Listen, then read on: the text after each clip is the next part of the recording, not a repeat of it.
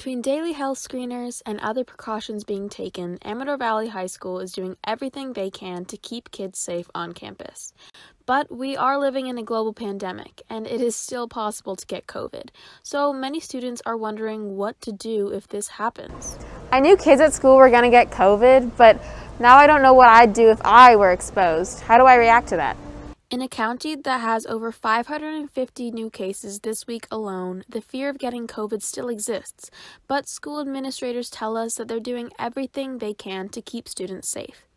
If a student thinks they might have contracted COVID or may have been exposed to someone who has COVID, there are protocols in place. If a student feels like they've been exposed to COVID, there are a couple things that you can do.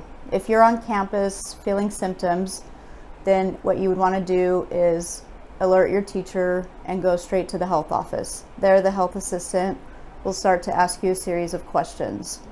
At that point, they'll bring me in to evaluate your situation.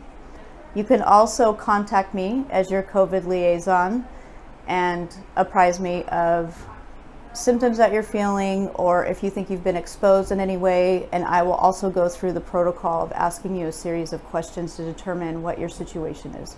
County health protocols require that the schools send email notices if someone on campus tests positive, but that doesn't mean that you have necessarily been exposed.